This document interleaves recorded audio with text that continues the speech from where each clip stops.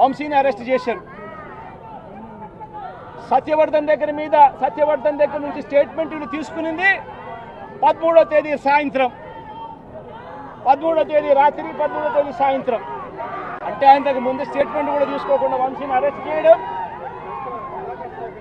ఆ వర్షన్ను మళ్ళా సత్యవర్ధన్ అనే వ్యక్తితో 13వ తారీఖు సాయంత్రం మళ్ళీ వంశీ మీద వంశీ ఇలా చేశాడని చెప్పించడం, అది దారుణంగా లా అండ్ ఆర్డర్ ఏ స్థాయిలో ఉంది అని చెప్పడానికి ఇది ఒక పెద్ద నిదర్శనం. నిజంగా నేను చెప్తా ఉన్నా, ఒక మనిషి ఏదైనా తప్పు చేస్తే, తప్పు చేసిన ఆ వ్యక్తిని శిక్షిస్తే పోలీసులకు ఎవరికైనా గౌరవం ఉంటుంది. కానీ ఇవాళ జరుగుతూ ఉన్నది రాష్ట్రంలో ఏం జరుగుతూ ఉంది? నీకు నచ్చని వాడిని దొంగ సాక్ష్యాలు వీళ్ళే క్రియేట్ చేస్తూ ఉన్నారు, దొంగ కేసులు వీళ్ళే పెడతా ఉన్నారు. దొంగ సాక్ష్యాలు, దొంగ కేసులు పెట్టి ఇల్లీగల్గా మనుషులు తీసుకొని వచ్చి అరెస్ట్ చేస్తూ ఉన్నారు. అరెస్టులు చేసి నెలలు జైళ్ళల్లో పెట్టే కార్యక్రమాలు జరుగుతూ ఉంది. నిజంగా డెమోక్రసీ అన్నది ఏ స్థాయిలోకి దిగజారిపోయిందో చెప్పడానికి అందుకే వంశీ కేసు ఒక ఉదాహరణ అని చెప్తా ఉన్నా. ప్రజాస్వామ్యం నిజంగా ఏ స్థాయికి దిగజారిపోయింది అని అంటే, నిన్న కూడా చూసాం పిడుగురాళ్లలో మున్సిపాలిటీకి సంబంధించి అక్కడ జరిగిన మున్సిపల్ వైస్ చైర్మన్ ఎన్నుకునే ఎన్నిక. పిడుగురాళ్లలో 33 మంది ఉంటే కార్పొరేటర్లు 33 మంది వైసీపీనే గెలిచింది.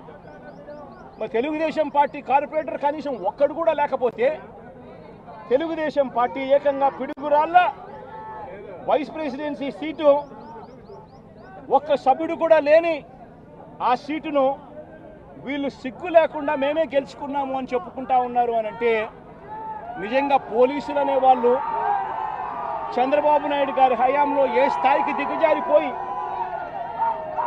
ప్రజాస్వామ్యాన్ని కూలీ చేస్తూ ఉన్నారని చెప్పడానికి నిదర్శనం. తిరుపతిలో 49 సీట్లకు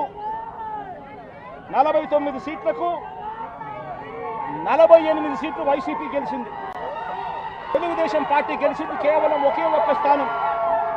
అటువంటి చోట డిప్యూటీ మేయర్ పోస్టు పోలీసుల ఆధ్వర్యంలో తెలుగుదేశం పార్టీ వాళ్ళు కార్పొరేటర్లను కిడ్నాప్ చేసుకొని, బస్సులో నుంచి కిడ్నాప్ చేసుకొని పోయి డిప్యూటీ మేయర్లను మేమే గెలుచుకున్నామని చెప్పి వాళ్ళు ప్రకటించుకుంటా ఉంటే, పోలీసులు ఏ స్థాయికి దిగజారిపోయినారు తెలుగుదేశం హయాంలో అని చెప్పడానికి ఇంకో నిదర్శనం.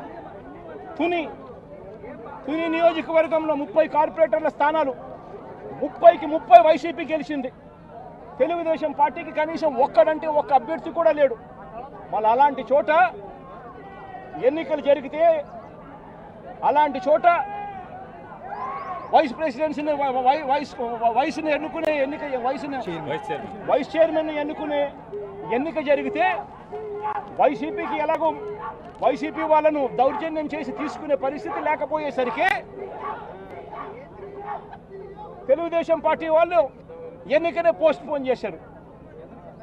అంటే వీళ్ళకి అనుకూలమైన వాతావరణం వచ్చేదాకా ఎన్నికలు జరపరు. కోర్టు పర్యవేక్షణలో ఉన్న కేసులకు సంబంధించిన పరిస్థితులు ఇవి. పాలకొండలో కూడా అంతే. వైసీపీకి అందులో 17 ఉంటే తెలుగుదేశం పార్టీకి కేవలం 3. మళ్ళీ అక్కడ వైస్ ప్రెసిడెన్సీ అన్నది వైసీపీకి రావాలన్నా తెలుగుదేశం పార్టీకి రావాలన్నా, కానీ వీళ్ళకి అనుకూలత వచ్చేదాకా పోస్ట్పోన్మెంట్లు. ఇలా ప్రతి సందర్భంలోనూ కూడా డెమోక్రసీని కూనీ చేస్తూ ఉన్నారు. పోలీసులను వీళ్ళు ఇష్టానుసారంగా వాడుకుంటా ఉన్నారు. నేను ఇవాళ ఒకటే చెప్తా ఉన్నా, ప్రతి పోలీసు వ్యక్తికి కూడా చెప్తా ఉన్నా, మీ టోపీ మీద ఉన్న 3 సింహాలకు కనిపించే ఆ సింహాలకు సెల్యూట్ కొట్టడం మొదలుపెట్టండి. తెలుగుదేశం పార్టీ నాయకులకు సెల్యూట్ కొట్టడం మొదలుపెట్టి, వీళ్ళు చెప్పినట్టుగా చేయడం మొదలుపెట్టి, అన్యాయాలు చేయడం మొదలు పెడితే మాత్రం ఎల్లకాలం తెలుగుదేశం పార్టీ ప్రభుత్వమే ఉండదు అని చెప్పి ఇవాళ ప్రతి అధికారికి కూడా నేను తెలియజేస్తా ఉన్నా. రేపొద్దున మళ్ళీ మా అధికారం వస్తుంది.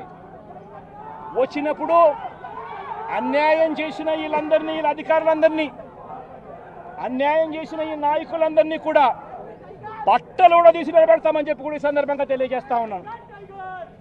ఎవడిని వదిలిపెట్టేది ఉండదు. ఇదే వంశీని అరెస్ట్ చేసేటప్పుడు సిఐ అన్నాడట, నేను 1.5 సంవత్సరంలో రిటైర్ అయిపోతాను అని చెప్పి. రిటైర్ అయిపోయినా కూడా, సప్త సముద్రాల అవతల ఉన్నా కూడా మొత్తం అందరినీ కూడా పిలిపిస్తామని చెప్పి కూడా ఈ సందర్భంగా చెప్తా ఉన్నాం. చట్టం ముందు నిలబడేట్టుగా చేస్తాం, బట్టలు ఊడదీస్తాం, న్యాయం జరిగేట్టుగా చేస్తాం అని ప్రతి ఒక్కరికి కూడా తెలియజేస్తా ఉన్నాం. ఈ మాదిరిగా అన్యాయం చేయడం మొదలు పెడితే మాత్రం ఖచ్చితంగా ప్రజలు, దేవుడు ఇద్దరు కూడా వీళ్ళను శిక్షించే కార్యక్రమం ఖచ్చితంగా జరుగుతుందని చెప్పి సందర్భంగా మరొక్కసారి వీళ్ళందరికీ కూడా చెప్తా ఉన్నాం. అన్యాయంలో భాగస్వాములు కావద్దండి. మీ టోపీ మీద ఉన్న సింహాలను గౌరవించండి, వాటికి సెల్యూట్ కొట్టండి, మీ వ్యక్తిత్వాన్ని కాపాడుకోండి అని చెప్పి ప్రతి అధికారికి కూడా ఈ సందర్భంగా తెలియజేస్తా ఉన్నాం. సెలెక్టివ్గా కొంతమంది లీడర్స్ని టార్గెట్ చేసి అరెస్ట్ చేస్తూ ఉన్నారు. దాన్ని ఎట్లా చూస్తారు? మన పేరుని కానీ ఇవాళ వంశీ, ఇటీవల కొంతమంది అరెస్ట్, నందిగం సురేష్, ఇట్లా దాన్ని ఎలా చూడాలి? ప్రజాస్వామ్యం కూలిపోతా ఉంది అని చెప్పడానికి ఇవన్నీ నిదర్శనాలు. ప్రతి కేసు ఇల్లీగల్ కేసే. ప్రతి కేసులోనూ కూడా వీళ్ళే బెదిరిస్తూ ఉన్నారు, అవతలోడు బెదిరిస్తూ ఉన్నాడు అని చెప్పి వీళ్ళే కేసులు పెడతా ఉన్నారు. అసలు బెదిరించేది ఎవరిని బెదిరిస్తూ ఉన్నారు? ప్రతి విషయంలోనూ వీళ్ళే. పారిశ్రామికవేత్తలను వదలడం లేదు, రాజకీయ నాయకులను వదిలిపెట్టడం లేదు, ప్రతి ఒక్కరిని కూడా వీళ్ళే బెదిరిస్తూ ఉన్నారు. అవతలోడు బెదిరించినాడని చెప్పి మళ్ళీ ఎదురు కేసులు పెడతా ఉన్నారు. ఇవన్నీ ఊరికే పోవు, ఇవన్నీ కూడా మళ్ళీ వీళ్ళకి చుట్టుకుంటాయి. చుట్టుకున్నప్పుడు వీళ్ళ పరిస్థితి అతి దారుణంగా తయారవుతుందని మాత్రం ఖచ్చితంగా చెప్తా ఉన్నాను.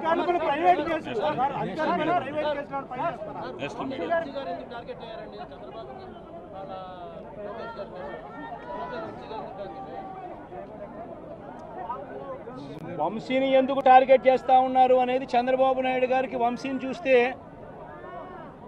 తన సామాజిక వర్గం నుంచి ఒక వ్యక్తి ఎదుగుతున్నాడు, చంద్రబాబు నాయుడు గారి కన్నా గ్లామరస్గా ఉన్నాడు, లోకేష్ గారి కన్నా గ్లామరస్గా ఉన్నాడు, ఒక మనిషి ఎదుగుతున్నాడు అని అంటే తట్టుకోలేడు తన సామాజిక వర్గంలోనే. అందుకనే కొడాలని నేను చూసినా ఆ మనిషికి జీర్ణించుకోలేని ఆక్రోశము, వంశీని చూసినా కూడా జీర్ణించుకోలేని ఆక్రోశము. ఎందుకంటే చంద్రబాబు నాయుడు గారి కన్నా చక్కగా ఉంటారు కాబట్టి వీళ్ళిద్దరు. అవినాష్ కూడా పాపం ఎప్పుడో ఒకసారి టార్గెట్ అవుతాడు, ఎందుకంటే లోకేష్ కన్నా చక్కగా ఉన్నాడు కాబట్టి. ఇది చంద్రబాబు నాయుడు గారి మనస్తత్వం. ఆయన కొడుకు ఆ సామాజిక వర్గంలో వాళ్ళు మాత్రమే లీడర్లు. వాళ్ళకి ఎవరైనా పొరపాటున వాళ్ళకు అనుకూలంగా లేకపోతే సామాజిక వర్గం నుంచి వాళ్ళని వెలేయడము. ఇది చంద్రబాబు నాయుడు గారు, రామోజీరావు, ఆంధ్రజ్యోతి రాధాకృష్ణ, TV5 వీళ్ళు ముగ్గురు. నిజంగా ఇది ఒక మాఫియా రాజ్యం. చంద్రబాబు నాయుడు అనే వ్యక్తిని ముఖ్యమంత్రిగా చేయడం కోసం, చంద్రబాబు నాయుడు అనే వ్యక్తికి ఓట్లు వేయించడం కోసం ఒక మాఫియా సామ్రాజ్యం వీళ్ళంతా. ఆ మాఫియా సామ్రాజ్యంలో ఎవరైనా చంద్రబాబు నాయుడు గారికి వ్యతిరేకంగా వాళ్ళ సామాజిక వర్గంలో ఈ అవినాష్ కానీ, నాని కానీ, వంశీ కానీ ఇలాంటి వాళ్ళు ఎవరైనా నిలబడితే, పాపం మా శంకర్రావు కానీ, మా బ్రహ్మనాయుడు కానీ ఇటువంటి వాళ్ళు ఎవరైనా నిలబడితే అంతే, వాళ్ళ సామాజిక వర్గంలో తప్పు పుట్టారు, వాళ్ళ అన్యాయస్తులు అని వాళ్ళ మీద తప్పుడు కేసులు పెట్టడం, వాళ్ళ మీద ఇల్లీగల్ అరెస్ట్ చేయించడం, వాళ్ళ మీద బురద జల్లడం, వాళ్ళని ట్రోల్ చేయించడము, ఇవన్నీ కూడా చంద్రబాబు నాయుడు గారి నైజం, లోకేష్ గారి నైజం చూపిస్తుంది. ఇవన్నీ కూడా